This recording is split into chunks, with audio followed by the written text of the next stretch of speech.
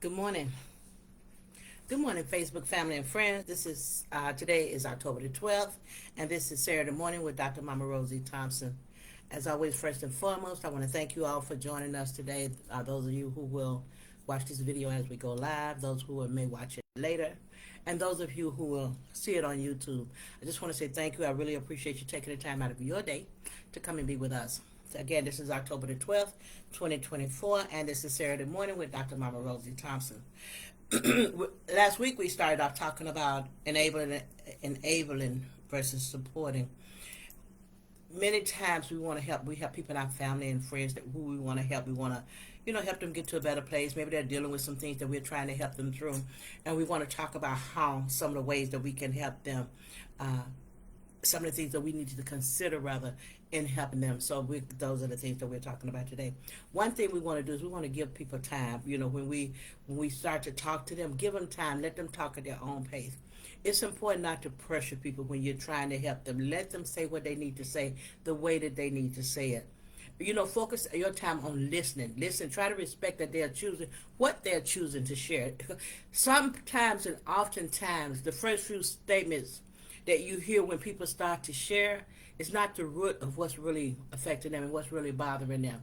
And sometimes we don't have enough patience, or we don't exercise enough patience with people when they're trying to share something with us, when they're trying to talk to us. Don't wait for your chance to talk, because you, in your mind, you kind of know where they're going, or you understand where they're going, but you're doing that from your own perspective. But always know that the person you're talking to, it doesn't matter how much you've gone through, you're not them. So what you feel may not be what they're feeling, and accept what they're feeling. If they want to be upset or angry, let them be. We want to help people, we really do, and we try to fix things. But sometimes we just need to let people be. If they're upset or angry, let them be upset or angry. It's okay. Don't blame them and don't criticize them for how they react. You may be wondering, well, I don't know why you didn't just do this. You could have just done that. That may be you. And in a time of trauma, in a time that people are psychologically going through things, that may not be their thinking. They survived the best way they knew how at that time. Allow them to have that. We don't want to blame or criticize people for what they do. Because we really, and ourselves, we know about ourselves. Some of us know more about ourselves, but we don't know about other people. And when they are explaining, when you are talking to someone and they're talking and trying to share, use the same words they use. So if they're speaking to you as their victim, then you talk to them the same way. If they're speaking to you as if they're a survivor, you don't turn around, no, you're a victim. Let them do it. Speak to them the same way that they're speaking to you. Don't dismiss their experiences. For example, don't tell them not to worry about things, or they're lucky that they, well, you at least you got through it. Some people, not everybody is able to help other people through trauma. Some people, we talked about vicarious trauma. Some people can't take it. So when you can't, don't volunteer to start it. Just stay back a little bit, stay out of it. When you're gonna get through it. Sometimes I know people that I talk to sometimes, and every time you get ready to say something, they try to put a spin on it to make it okay. It's not because they're trying to help me sometimes, but because they can't handle it. Only give advice when you're asked to give advice. I think this is a big one. When we see people who are hurting, we see people who are going through things, we always want to give advice. But they may sometimes just simply hearing that you believe in them and that you're there for them is all the advice you need to give. You don't always have to have the answer. You don't always have to have the words to say. You don't always have to be able to fix everything for people. And allow them to express themselves how they need to express themselves, how they need to support the way that they express themselves. Supporting the way that they express themselves is just as valid as being there. So try to do that when you're talking to somebody. And we also talked last week about refraining from using platitudes, and we talked about these useless, boring phrases that people say. People sometimes use them because they want to offer comfort, they want to offer support, but they don't know what to say. If we don't know what to say, saying nothing is the best thing. Platitudes are easy to remember, so they make them an easy go-to for you when you're in an awkward, uncomfortable situation. I was spent the evening with one of my young friends the other night. We had dinner, and she was saying she didn't understand, why do people feel like every day's supposed to be good? Why do people feel like they're not supposed to go through anything? Why do people feel like everything's supposed to be just good and perfect all the time? I don't know why, but there was, I thought that was a valid point that she brought up. That why is it that we don't think we should go through anything? We don't think everything should be good. So why not have some things not be good? What's wrong with that? We're okay. We're okay to tell the truth. People use these platitudes because they're unsure how to handle their own discomfort in the midst of somebody else's pain.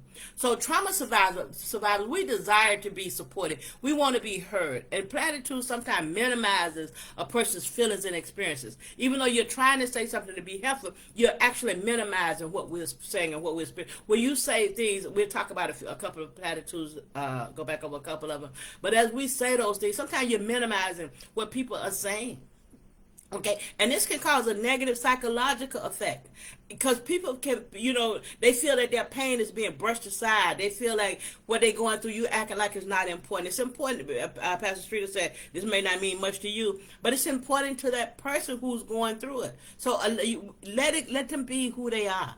When we rely on these platitudes, we miss the opportunity to connect with somebody on a deeper level. We miss the opportunity. If they're coming to us and they're willing to talk to us, we can build a really deep relationship and friendship with that person by allowing them to talk and by not relying on these platitudes, by not dismissing what they're saying. We miss that opportunity sometimes, and we don't want to miss. We want to connect with people on a different level. That's what we talk about, being whole, authentic.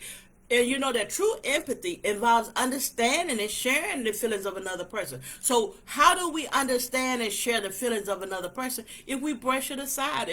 Every time they say something, we got a little comeback that doesn't even mean anything.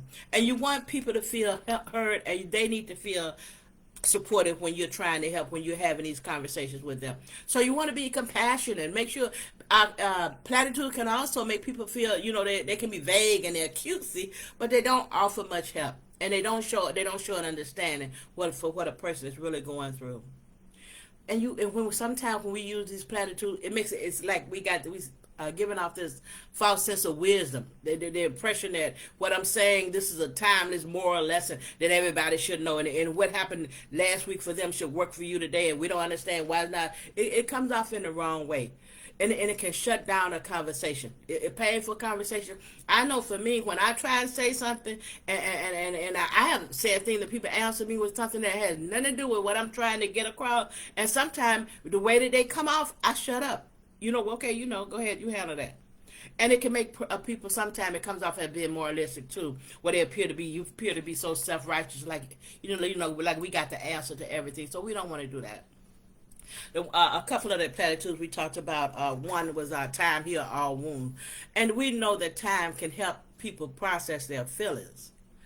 And this statement can, and it can, but it can dismiss that full healing process. It doesn't actually acknowledge the immediate pain that a person might be experiencing, or the fact that some wounds never fully heal. Time heal all wounds. So instead of saying something like that, just ask them, is there anything I can do for you right now?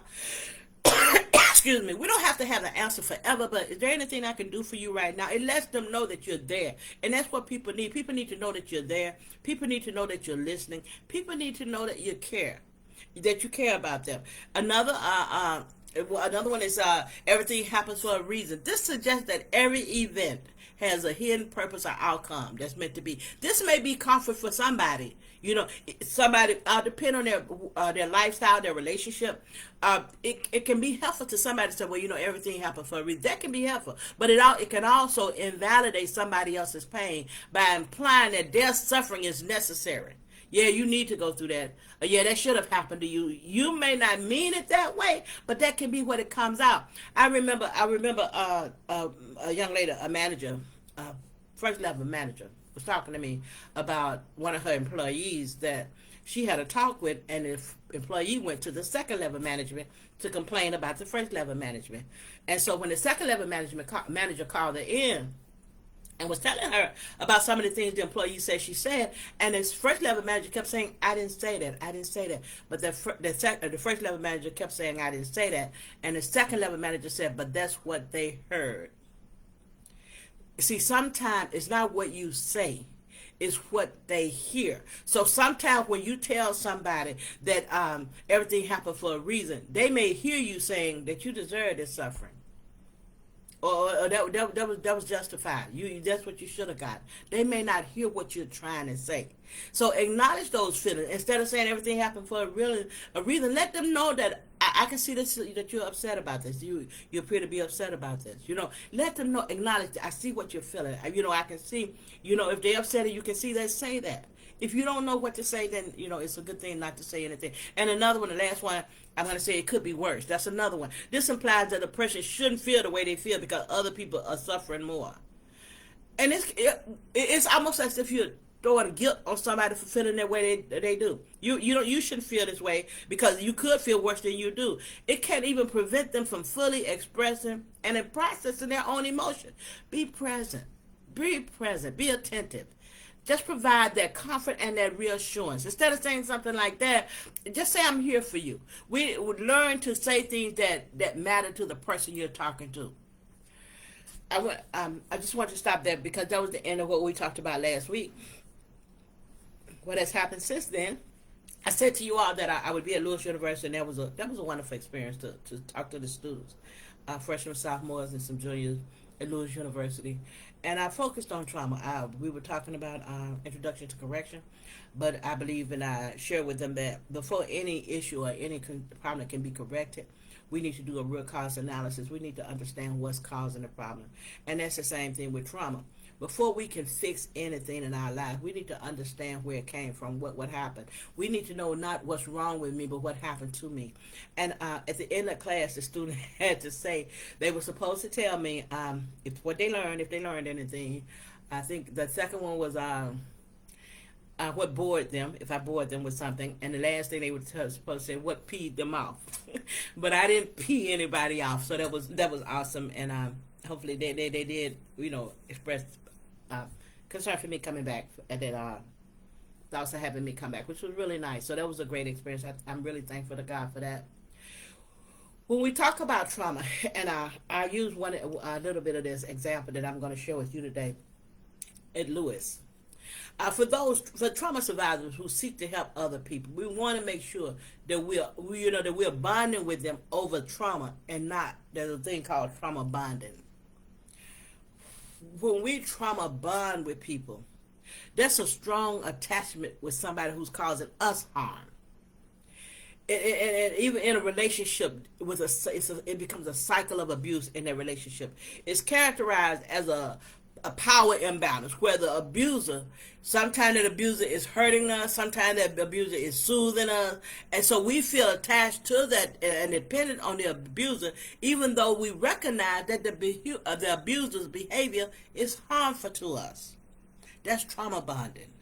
It's a term that describes a problematic attachment that can develop between people who have experienced trauma, especially in an abusive relationship.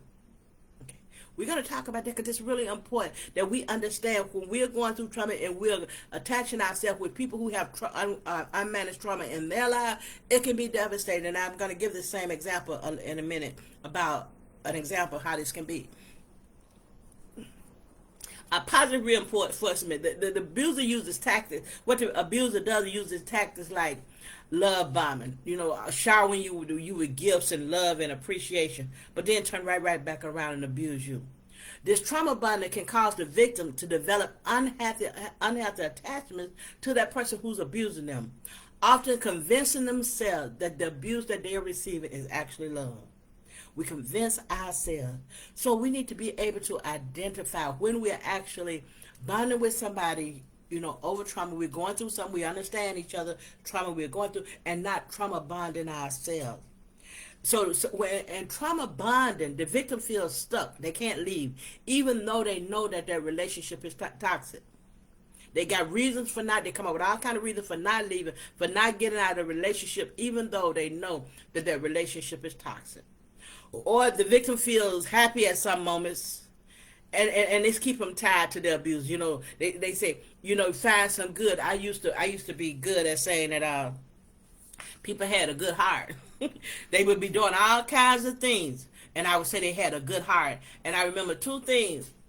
A young lady who was in therapy was talking to me about what her therapist said to her, and she said to me, because she was doing the same thing. Well, they got a good heart, they good people. And her therapist asked her one day, why do you call them good people if they're not doing good things? What are you basing the fact that they're good people off? And I'm like, wow, I heard that. The second thing about that, the scripture for me says that, man looks at the outer appearance, God looks at the heart. Why am I over here trying to look at somebody's heart? Why am I trying to find something inside of somebody that's treating me wrong, that's abusing me, to say that they good people? Why am I going beyond what they're showing me and making up this relationship and this better relationship by myself? Trauma bonds in romantic relationships, that's what they continue to do. They continue to replay those core traumatic wounds, those traumatic wounds that we have in ourselves. That's what they do. They replay them, and we get stuck in this cycle where we're unable to get out of it. We get stuck in these relationships. There was so what we need to do about it is, there's a young lady named Danielle Sered, Sered. And she's the author of a book called Until We Reckon. And what she did a discussion, she came and did a discussion, and she said one time that she said one thing we should always do is mind our experiences. And when she said mind our experiences, she was talking about like the miners go and dig deep. She's referring to the need for us to dig deep into our own experiences, for us to understand our own experiences. It's so important that we understand our experiences, because if we don't understand our own experiences and we start having a relationship with people who are not understanding their experiences, it's devastating. It causes more harm, it causes more hurt, it causes more unhappiness. I thought that this was worth sharing, because we're talking a little bit about enabling people and supporting people, and we have to first start with ourselves. We have to start and dig into ourselves, find our own experience, know what I can deal with, know what I can handle, and if we can't help people beyond what we're able to handle ourselves, and it's okay if we're not able to handle everybody. So the example, let me give you about a couple, just a couple. A person raised in a household where there's limited resources. Let's say this person was raised in a home where there was limited resources. These people can suffer from a lot of different things, from increased anxiety, depression, from low self-esteem, a feeling of helplessness, difficulty regulating their emotions.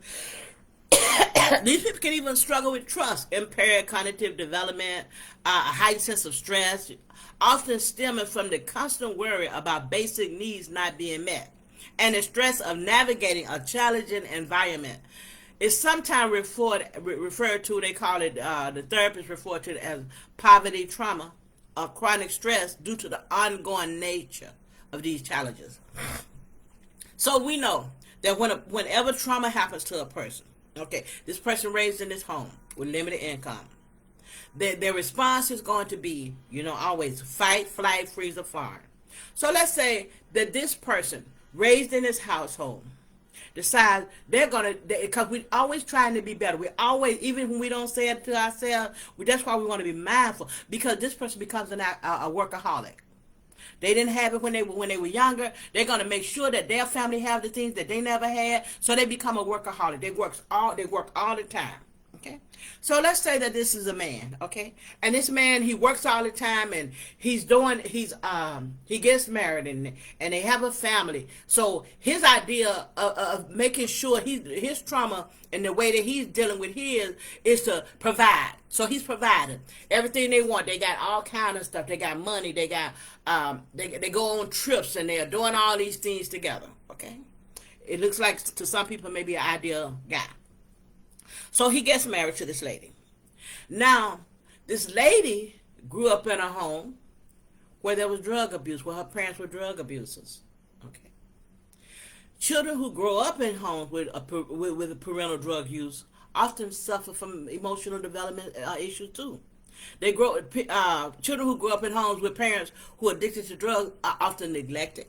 They are 3 times more likely to suffer from physical abuse, sexual abuse, emotional abuse. And the level of neglect that these children experience is 4 times higher than their peers who live in non-substance abusing homes. Okay?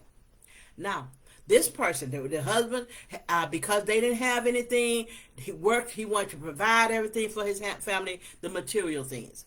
His wife was raised in a home where her parents were drug addicts. So she's also looking for a different life. So her trauma response is, let's say her trauma response is to fight too. His is to fight what he lived, and now he's fighting it. Hers is to fight her lifestyle. So in her mind now, she got a mind on what it should be like. As a person living in a drug abuse, where parents using drugs, this person feels neglected because they're 4 times more likely to be neglected. So she feels neglected. Now, how do you think she feels if she's already, that's one of her trauma triggers, is the feeling of neglect when she got a husband who's always working because he's a workaholic. She still feels neglected. She still feels neglected. It doesn't matter that he's providing all of this stuff if they don't understand their own trauma and they don't have these conversations and get to know each other. That's why it's so important for us to talk to each other. We get into these relationships. I'm secretive, so they don't know anything about me. They don't know anything about what I've gone through. I don't know anything about what they're going through, and we keep clashing. I'm doing the things over here. I remember one time the man told me at church. He said when I was having some problem with my marriage, and this man said to me, he said, "You may be a good wife, but you may not be a good wife for him. Meaning you may not be giving him what he needs." This lady, in this example, she needed to feel she needed to feel that she was seen. She needed to feel that she wasn't being neglected. She needed him to come home and do those things with her. He was buying the things. He was going on a trip, but what she needed was not being provided. So unless the trauma is understood and dealt with, this can cause conflict because the person can feel neglected by that person that's trying to give them what they think, because they're living out their trauma. You're living out your trauma, and that's where the clash come in. Okay? It's important to understand our own trauma and our own trauma triggers and to communicate them. In relationships, one person with trauma triggers can trigger their partner. So now he's working, he's trying to provide. She doesn't have to work. He feel like you got everything you need, but that's what you think. You think she got everything she needs, but what she really needed was the attention that she wasn't getting. She think she's keeping the house, she's taking care of the children. She think that you got everything you need. And maybe you didn't need that either. Maybe you just needed some other type of support from her. So we clash in what we need from each other because we don't take the time to get to know ourselves, and we don't get to take the time to get to know other people. That's what I wanted to share. And then that was the thing that I shared with Louis. As we talk about helping other people, know this, that people with unmanaged trauma triggers can have a significant impact on their relationships and also on people around them. They can impact. Sometimes we try to help and we just get tired. I've done everything I know to do. Why don't you stop doing everything you know to do and see what they need you to do? See, when we help other people, it's not about me fixing your problem. It's not about fixing somebody else's problem. It's about supporting them to fix their own problem. We don't want people to go through anything because we love them. But sometimes that light needs to get turned off for that young brother, young girl to understand, honey, you have to pay your bills. You can't keep going shopping and going out partying and then coming to me. Sometimes that has to happen that way in order to help them. One of the biggest things for Rosie personally, for me personally, my prayer has always been I want to know that when I'm gone, when I leave, when I die, that my children are able to taking care of themselves and taking care of their children. And that has always been my prayer. But how will you even know that your children can take care of themselves if you don't stand back a little bit and let them, if you don't get back out the way and let them take care of themselves? We went through some things in my family. My kids can tell you, I put them out. Put them out at times I really didn't even want to. But in order for them to go and be the men and women that I needed to see them be, I needed to help them I put them out. Go. You got to go. Not that just put them out in the street, but you got a certain amount of time. You need to get your own place. How can I help you? And even though a lot of times, like with some of my children, I was always somewhere in the background trying to get in their business. I'm looking on Facebook. I'm trying to see what they're doing and make sure they're okay. Because I'm here to catch you. I'm here to catch you. If you need me, mama right here. I got you. But I'm not saying that out loud to them. I didn't say that out loud to them. Now I can say it on here because I know for a fact that if I die today, my children can take care of themselves. How do I know? Because they do it now. They do it now. Each one of them, they take care of themselves even right now. I don't have to be there to take care of them. And they take care of each other. They sometimes they do things for me out of the blue, just for no reason, and for each other. So I know that. How do we know that? Is if we don't allow them to show us they can do it. We have to sometimes allow. It's not easy because we're afraid. We're family. We love them. We don't want them to go through things, but we have to try and help people to be self-sufficient. And so, how do we navigate relationship with people who have unmanaged trauma trigger? So I know that now. I know some of my triggers. I don't know if I know them all, but I know a lot of my trauma triggers. And I meet somebody and they have unmanaged trauma trigger. I see triggers in their lives, and I see how every time this happens, they fly off the handle, or they get all upset about this, or how they react to certain things, or they start to screaming. So that means that there's some unmanaged trauma trigger somewhere. There's something in your life that's affecting you. What causes you to act this way? Why are you screaming every time this happens? So that's an unmanaged trauma trigger. So when we see these unmanaged things in their lives, how they're not managing their lives, how do we help them? If we can, how do we navigate? Well, first we have to communicate. Open, empathetic communication is key. Talk about Trump. We want to talk about those triggers, but talk about it when you both feel calm. It's never the best time to discuss the issue when there's some feelings and when emotions are involved. You need to wait. Even if you think it's important, we need to talk about this, you still need to wait until you can both calmly talk about it. Make sure that the setting is right. Ask that question. I would like to talk to you today. Can you turn off the phone or put the phone down just for a while? And I need to talk. If they say no, accept that no. If you want that relationship and it's not a good time and they say no, accept that no. Ask them when is a good time. Can we plan it ahead of time? I was thinking that when we have dinner next week or when we have dinner tomorrow, I would like to talk about some things with you. Is that okay with you? I don't want to come home from work and talk about that. Okay, but when it would be a good time to talk about it? Stop letting our emotions manage us. Don't let their emotions manage us. And with somebody say, we don't have to match their anger. We don't have to match their emotion level. We don't have to match what they're doing. But don't let them manage us. And then you want to also create a safety plan. When I say that, I mean discuss how to let your partner know where you need space to cope with your own triggers. Because we all have things in our lives that we don't like, things in our lives. We may not have called them trauma triggers, but things in our lives that really irk us, things in our lives that really affect us. So we have to let your partner know where you need space to cope with. So, babe, I'm going through this. I'm not feeling good about this. A friend or whoever, I'm not feeling good about this. I just need some space. Understand what triggers your partner. You know what triggers your partner. Understand. Well, I notice that every time I do this, you seem to get upset.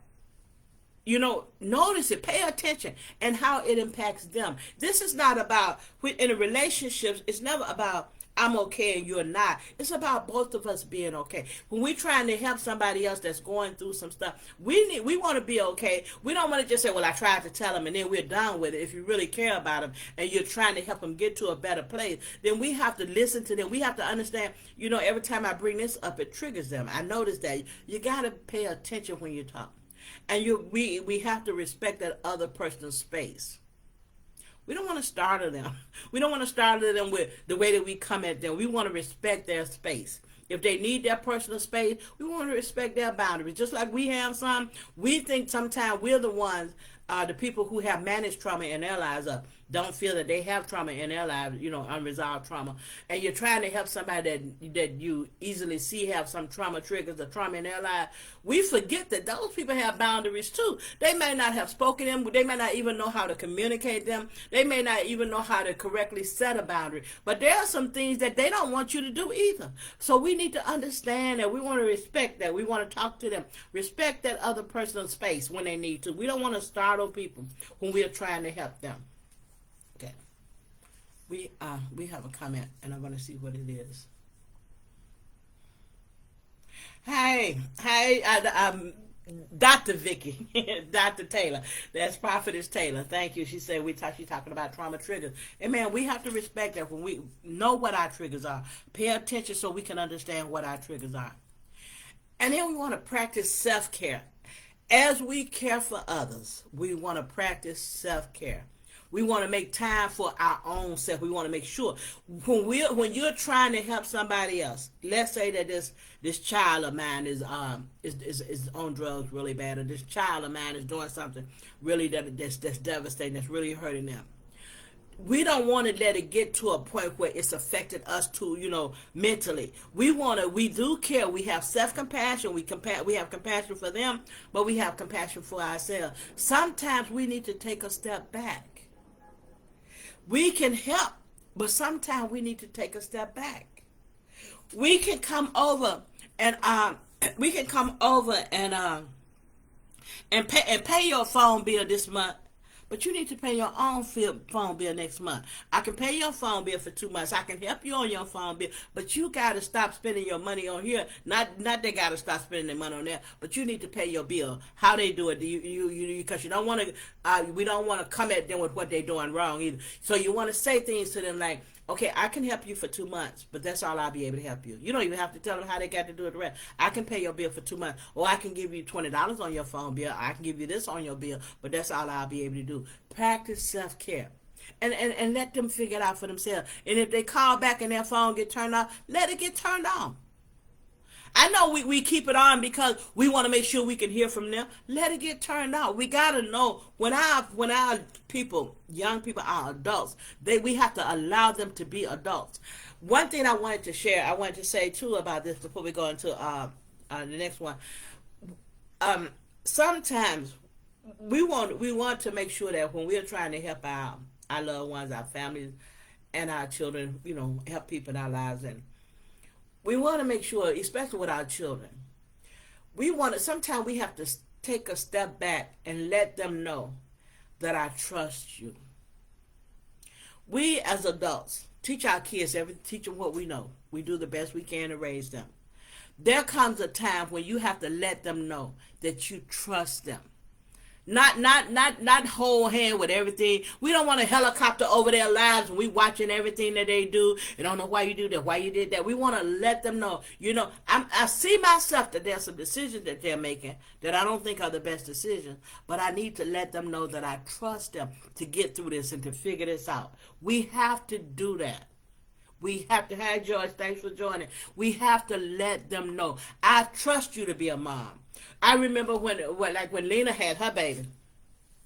Everything that baby needed, I was buying it. And she wanted to buy for her own child. Let her be the mom. She's not my baby. That's her child. That's when I made a decision to move over here. I'm right like a block away from her. When I made the decision to move back over here, I had a real deep conversation and thinking with myself to decide to make sure my reason for moving here, to make sure that my reason for moving here was not to get in their life and be all in their business or to be the babysitter and all that stuff. I made sure that when I got ready to move, that I was moving for my own reasons, not for them. I'm always here. I was there for them when I was out in the other house, but I wanted to make sure that I wasn't getting in their life like that. So I don't think, since I've been here, and I've been here over a year, and like I said, she lives a block away, I haven't been to her house yet. She's been here, and I've watched Leah a few times, but I don't babysit. I don't. It's not like I babysit Leah. I live my life. I do my thing. She'll call if she miss me. I call and I miss her. We go out to eat sometimes, but it's the way I think that I want the relationship for us to go, and she seems to like it more because she's around even more than she used to be. So we have to let them know, I trust you to be the man that I raised you to be. I trust you to be the woman that I raised you to be. God allowed you to have those babies. He know what he's doing. I'm going to trust you to raise your own kids. I get out the way. Yeah, there are things that Lena does with Leah that I wouldn't have done with her. There are things that Lena does with Leah that I wish I had done with her. So it's not like, oh, she messing up raising a child. No, there are things she does with her baby. Like I said, that I wish I had, man, I wish I had taken more time to pay attention to that when I was raising my kid. Some of the things they got more patience than I had. So it's a lot of things. It's a back and forth learning from each other. Okay, so we want to make sure that we care for ourselves. We don't want to get so deep into somebody else's stuff that we stop caring for ourselves. And, I always say consider therapy. Their therapy and treatment options, they can help a person overcome their symptoms and create stronger bonds, especially if you're in a relationship. When you're married to somebody, go to therapy. You may want to go to some separate therapy, then some together therapy, because they need to be able to talk about their trauma. They may not be ready or able at the onset to talk to you about what actually happened to them, to talk to you about what got them there. You may be saying, well, you can talk to a stranger, but I'm your wife. We need to not do that stuff. Calm down, relax. The issue is the result we're trying to get is that we can have a happy time and a happy life together. So what difference does it make if you're the one told your kid not to cross the street or somebody else told them not to cross? What difference does it make? That somebody else got your husband to be able, your wife to be able to tell them what really happened in their life, what got them to feeling the way they are feeling. If it's going to help your house. So sometimes you may have to do that separate therapy until they can get to a place where they can share that with you. Because that therapist don't know them. That therapist, they don't feel that therapist is going to judge them. And especially if you've been all along, if you've been in a relationship for a while, and when they say something, you come at them in a way that they don't like, then they're not going to be as open to share with you as they would a therapist. So I always consider therapists, and I always say go to therapy. And then you can develop an emotional scale. We call it an emotional scale. And I think this is a good thing too. In time, whenever there's a disagreement, whenever there's conflict, ask them, how you feeling, 0 to 10. How are you stressed? How you feeling, 0 to 10? They come home from work. You don't know what their day was like. They may tell you, oh, I had a hard day, but you don't really know what hard day means to them. What all happened in that hard day. You don't know what all they went through in that hard day. So, how's your level? What level are you in, 0 to 10? So, if anything above 5, take a break. If it's a 5, take a break. Don't give them any more onto what they already going through. Give them some time. It's a good idea. I always ask them how they feel. That way it won't be that when you're coming with that, how you feel scale, that you're coming because you got something. Because now if you do that, only when there's an issue you need to talk about, they already know that, something else is coming up and I already had a bad day. No, you just want to do it constantly. How was your day, 0 to 10? How you feeling, 0 to 10. Just do it, randomly. That way when there is something that you need to discuss, if you do that to each other, when there is something you need to discuss, it doesn't already get them on the defense like, oh my God, here we go again. But it's a thing that you always do. You're always checking on each other. And we want to also be patient. I think that's the last one we're going to talk about today. We want to be patient.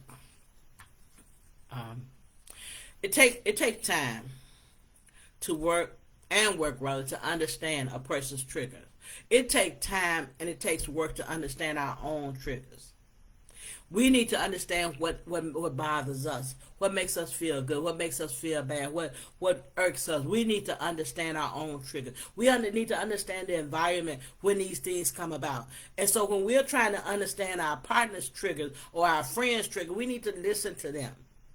Let them talk. Offer words of encouragement, and then the words of encouragement encourage them to even speak more. Be a resource for them, even if it's just being in their presence. I remember Pastor Street said one time, sometimes he didn't need to hear what they were saying. Sometimes he just needed for them to be around. Sometimes you don't have to have an answer for everything. Sometimes just be there.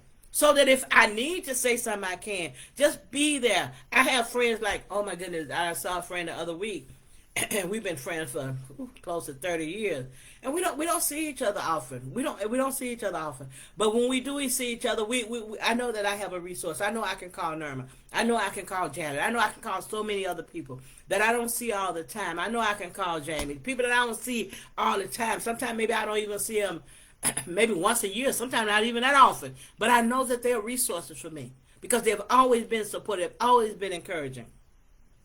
Avoid trying to solve all of their problems. That's what we talked about. We don't. You're not taking on their recovery. We don't take on anybody's recovery as our responsibility. It's not going to work. You cannot recover anybody. You can't solve anybody's problem. You can try to help them. You can try to offer support for them, but you got to allow them to solve their own problem. And sometimes that's that hard step back that we don't want to take because we're afraid. We're afraid for the grandchildren. Like we got grandchildren, and them grandchildren don't need to be around that. They may not, but those are their children.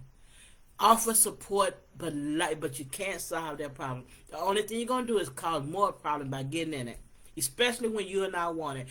Be that encourager, be that resource for them, but allow them to come and ask you. Stop fixing everything and telling them everything. Let them come and ask you. If you, well, I have a family member, and really close, well, really near and dear to my heart, and I used to always try to do things for this person, and if they wouldn't even have to say they needed something, I could hear about they needed something, and I would always try to give it to them. I want them to have everything that they needed. And one day they asked me to do something, and I couldn't do it. I was busy, couldn't do it, and had something else. And they told me that they were gonna deal with me like I deal with them. They forgot all about all of that stuff I did. And in my mind, I'm like, out of all the things I've done without you even asking, now you're upset because of this. But the problem is that what I had to learn out of that. People, when they come to you and ask you, that's when they really want it. All that stuff I was doing without anybody asking me, she accepted it. Of course she accepted it when I'm sending her money. But when I'm sending money, of course she accepted money. But she didn't ask for it. When they ask for it is when they're open and when they're really ready. When they need it. Okay, now I'm coming to you. I'm asking for this. That means I need it. That's going to mean way more than all that other stuff that you've done. So sometimes we can even save ourselves and save money if we stop doing all that stuff on our own and wait for them to come and ask. That's when they need it. That's when they feel that they need it. You can be thinking, well, if you had let me done this before, you wouldn't have got to this point. That doesn't matter. You're either going to help them at this point or you're not. We want to be empathetic. We want to have empathy for people. We want to have empathy. We want to be mindful. Just be mindful to be empathetic. Be mindful to have compassion. Respect. It doesn't matter what position they're in. I don't care if they're so drunk that they're walking backward every day. They still deserve respect. We respect them and we try to encourage them. We will not help anybody by beating them down. People who've had trauma, these traumatic experiences in their life, they've already been beaten down. They've already been disrespected. They've already had people around who had no empathy for them. They've already had people around who were discouraging them. Be something different. Show them who they are. Let them know how important they are. Let them know how worthy they are. And allow them the space and the time to heal themselves. You can't do it. You cannot heal them. You can't solve all of their problems. And you can't take on whatever recovery they need as your responsibility. If you do, you'll find that you're still going in this circle that's not going to get you anywhere. I want to say again, I thank to everyone who joined today. Really appreciate it. Really appreciate those of you who will watch this video later and those who will see it on YouTube. You all, I really, really appreciate you. I thank and praise God for all the things that He's doing in my life. I've been really, really busy, and it's been the best busy, and I'm excited about my life. I've been having some job offers, so you all please pray for all those people who think Rosie want a job. I don't want to work. I don't know where they keep seeing my resume, but I have no desire to work. Not in that sense. Not as an employee. Never again. My desire now is to continue to do the things that I do, to keep studying for this and to work on my Friday mornings and to volunteer. We have casket parade today. So I'm going to go put on my costume because I'm a member of the Chamber of Commerce, and I'm going to put on my costume and go to the parade today, the casket race. And you all just have a wonderful, wonderful, wonderful weekend. We're going to say our affirmations. We're in for today. But thank you so much again for taking the time to come out and join us.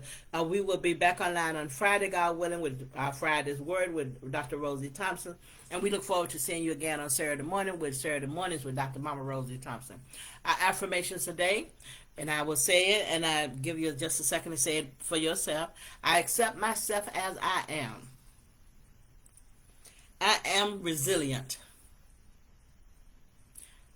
I deserve love and respect. I am proud of myself.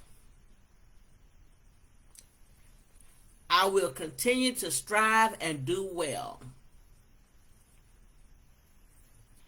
I am whole and I am worthy. I can do the hard things. And I am a safe place for myself.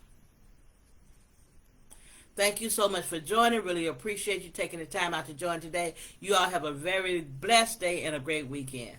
Talk to you soon. Goodbye.